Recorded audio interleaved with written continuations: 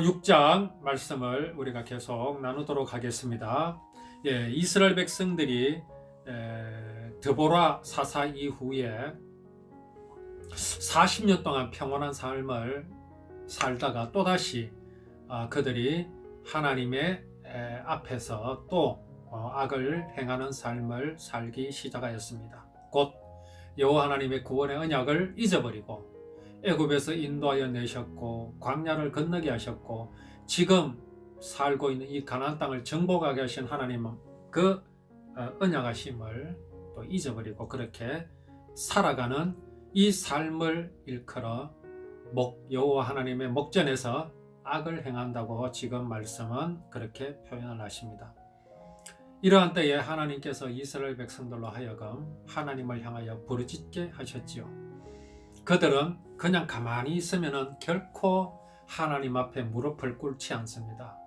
그래서 하나님께서는 미디안을 보내셔서 이스라엘의 마음을 낮추십니다.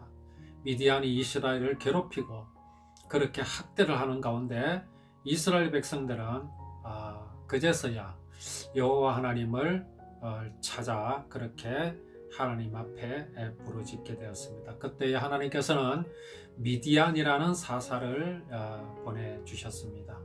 미디안이라는 사사를 보내주셨는데 미디안이 믿음이 지금 없습니다. 하나님께서는 자신을 향하여 큰 용사라고 하고 미디안을 물리치기를 한 사람을 물리치는 것 같이 그렇게 하겠다고 하셨으나 미디안은 그것을 믿지 못하고 자신은 마나세 중에서도 극히 약하고 또 나는 내 아버지 집에서 가장 작은 자다 그렇게 하나님 앞에 자신을 드러내고 있습니다. 이것은 겸손이 아니라 사실은 불신앙입니다. 그러나 하나님께서는 이러한 미디안에게 믿음을 주십니다. 왜 믿음을 주시겠습니까? 그를 통하여서 이스라엘을 구원코자 하심입니다. 왜 이스라엘을 구원하시겠습니까? 이는 하나님께서 아브라함의 후손 곧 이스라엘을 통하여 구원을 이루시고자 약속하셨기 때문에 그렇습니다. 이제 기드온은 확인을 해야 됩니다. 과연 그 하나님의 말씀을 전하는 그 사람이 여호와 하나님의 사자인지 하나님의 말씀을 전하고 있는지 시험을 하기 위해서 이제 자기가 염소 새끼 하나를 준비하고 무교병을 들고 그렇게 왔습니다. 여호와의 사자가 손에 잡은 지팡이 끝을 내밀어 고기와 무교병에 대니 불이 바위에서 나와 고기와 무교병을 불살랐고 여호와의 사자는 떠나서 보이지 아니한지라.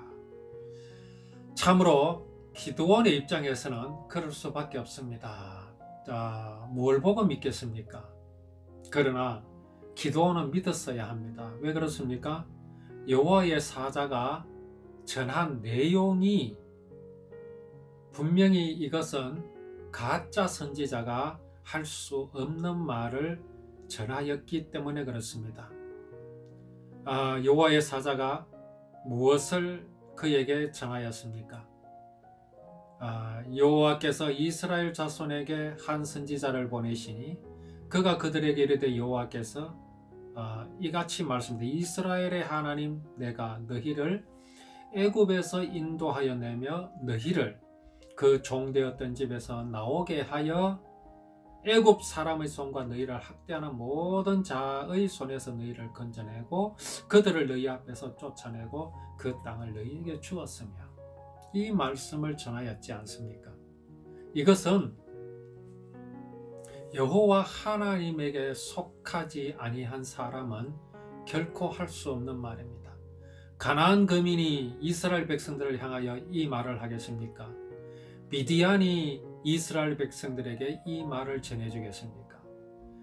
이 지금 여호와의 사자가 전하는 이 말씀은 이스라엘 백성들로 하여금 정신을 번쩍 나게 하는 말씀입니다. 그들이 지금 잊어버리고 있는 것 아닙니까? 그들이 왜 지금 이 가나안 땅에 있습니까? 그들이 어떻게 이 가나안 땅을 정복했습니까? 이는 그들의 조상 아브라함에게 창세기 15장에서 약속하셨던 말씀을 이루신 것 때문에 지금 이스라엘 백성들은 가나안 땅에 있는 것입니다. 이런 말씀을 전하는 여호와의 사자를 기드온은 믿지 못하였으니 기드온의 표정이 지금 이렇습니다. 기드온이 그가 여호와의 사자인 줄을 알고 이르되 슬프도소이다. 주 여호와여, 내가 여호와의 사자를 대면하여 보았나이다 하니. 무엇을 보고 그랬습니까? 그 여호와의 사자가 기드온이 가져온 예물, 고기와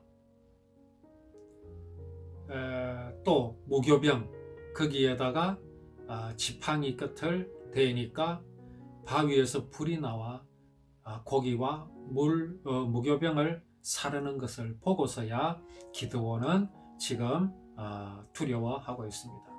그러나 하나님은 뭐라고 말씀하십니까? 안심하라, 두려워 말라 하십니다. 네가 죽지 아니하리라. 왜 죽지 않습니까? 하나님을 본다라는 것은 두 가지 의미가 있습니다. 우리는 당연히 하나님의 얼굴을 보아야 합니다. 그래야 삽니다. 여호와의 얼굴을 우리가 볼 수 없다라는 것은 그것은 저주입니다. 다시는 생명이신 하나님을 만날 수 없기 때문에 그렇습니다. 그러나 여호와의 얼굴을 대면하는 것은 곧 죽음입니다. 이유는 무엇입니까? 그것은 사람이 하나님과 같이 될 수 있다라고 하는 신념을 가지고 하나님의 얼굴을 대한다라는 것은 이는 하나님을 향하여 도전하는 것이기 때문에 그렇습니다. 그러나 오늘 여기 기드온이 여호와의 사자를 보았습니다. 하나님의 말씀을 보았습니다. 하나님을 보았습니다. 그러함에도 기드온은 죽임을 당하지 않습니다. 왜 그렇습니까? 하나님을 볼 수 있는 자격을 기드온은 갖고 있기 때문에 그렇습니다. 그 자격이란 무엇입니까? 여호와 하나님의 구원의 언약을 그 마음속에 영접하고 기다리는 마음이기 때문에 그렇습니다. 그리고 두려워하지 말라, 죽지 아니하리라 하시는 또 하나의 이유는 무엇입니까? 하나님께서 기드온을 통하여 이루실 구원의 역사가 지금 하나님께서 그 역사를 예정하셨기 때문에 그렇습니다. 하나님은 기드온의 손을 통하여서 이스라엘을 구하고자 하십니다. 그날 밤에 여호와께서 기드온에게 말씀하십니다. 내 아버지에게 있는 수소, 곧 7년 된 둘째 수소를 끌어오고 네 아버지에게 있는 바알의 제단을 헐며 그 곁의 아세라 상을 찍고. 자, 여기 누굽니까? 기드온의 아버지 집에 지금 무엇이 있습니까? 바알의 제단이 있습니다. 아세라 상이 그의 아버지 집에 있습니다.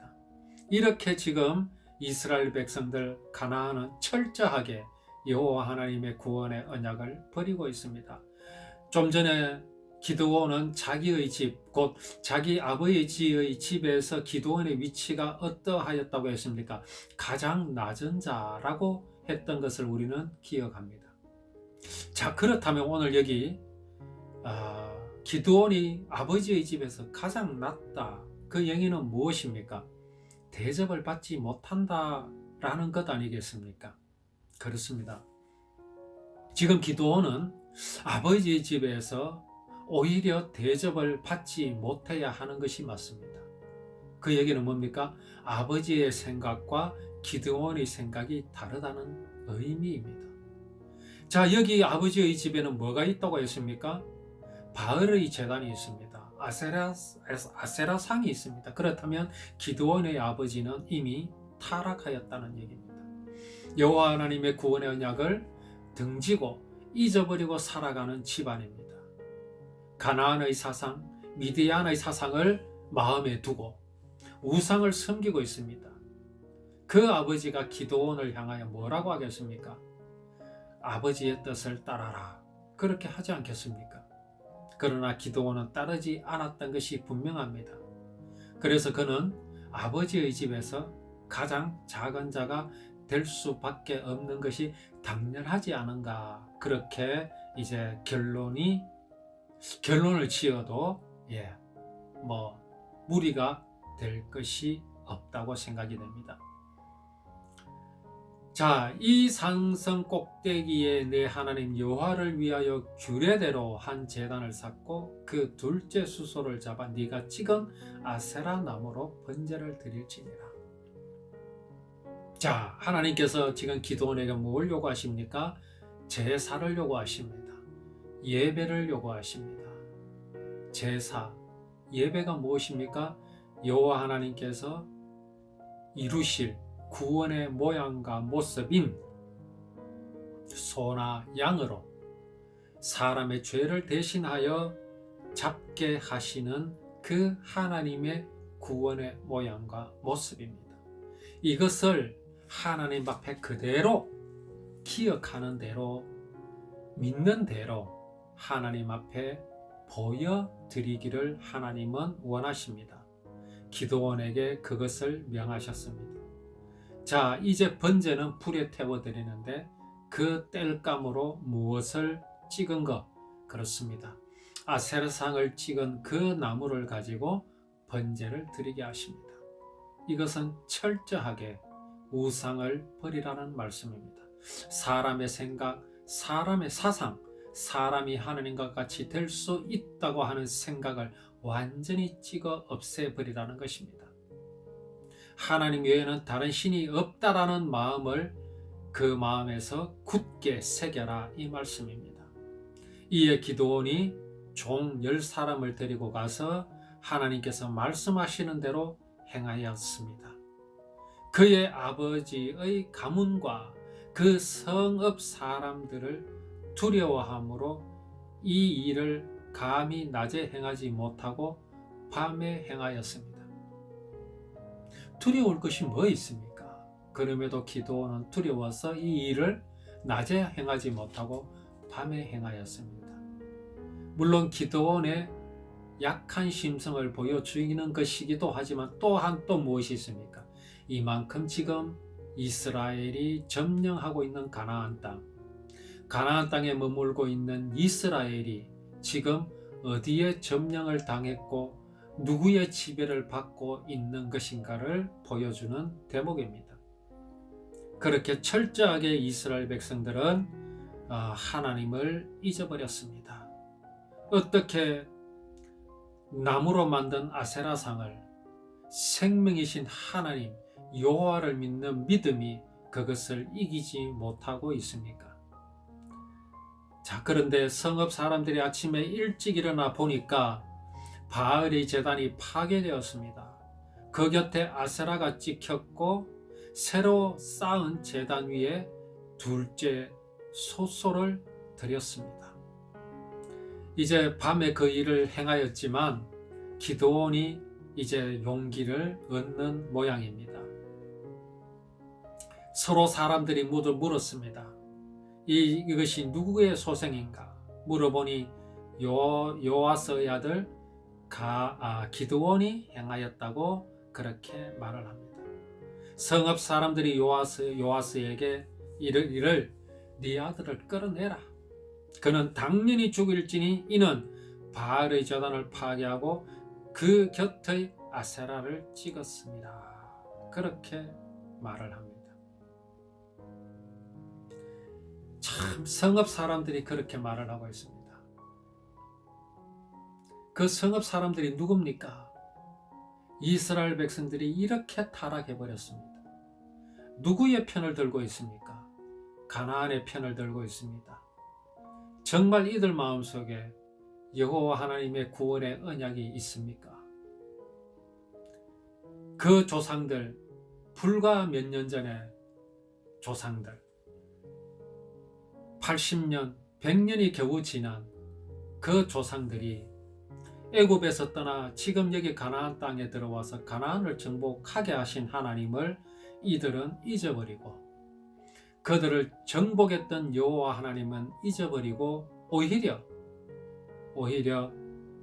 정복당했는 바알과 아세라를 섬기고 있는 것이니 참 어떻게 이들을 통해서 하나님께서 구원을 이루실 수 있겠습니까? 그러나 하나님은 당신께서 약속하신 것을 조금도 변개하심이 없이 일을 행하십니다. 여호와서가 자기를 둘러선 모든 자에게 이르되 기드온의 아버지입니다. 너희가 바알을 위하여 다투느냐? 너희가 바알을 구원하겠느냐? 그를 위하여 다투는 자는 아침까지 죽임을 당하리라. 바알이 과연 신일진데 그의 제단을 파괴하였은 자, 그가 자신을 위해 다툴 것이니라. 자, 이제 기드온은 하나님께서 지명하여 부르셨습니다. 하나님께서 지명하여 부르셔서 기드온은 과연 하나님께서 그 일을 행하실 것인지를 확인하였고, 또 하나님께서 명령하시는 대로 소를 드리고 또 아세라상을 찍어서 그 나무로 번제를 드렸습니다.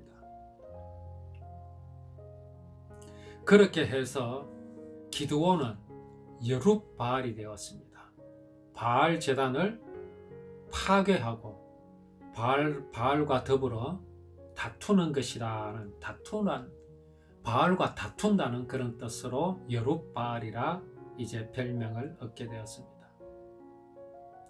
자, 그때에 이제 기드온은 이제 준비가 되었지요. 여호와의 사자가 전하는 그 말씀이 과연 하나님의 말씀임을 알았고, 또 그는 자기 집에 있는 바알 신상, 바알 제단과 또 아세라상을 찍어 없애버렸습니다. 기드온은 이제 믿음이 충만해졌습니다. 누가 이렇게 기드온을 도우십니까? 바로 하나님께서 기드온을 도우십니다. 그때에 미디안과 아말렉 동방 사람들이 다 함께 모여서 이스라엘 골짜기에 진을 쳤습니다.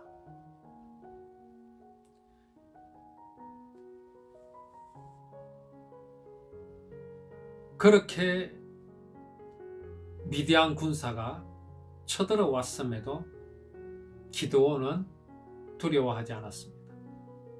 여호와서의 집에서 가장 작은 자 기드온은 지금 믿음이 충만합니다.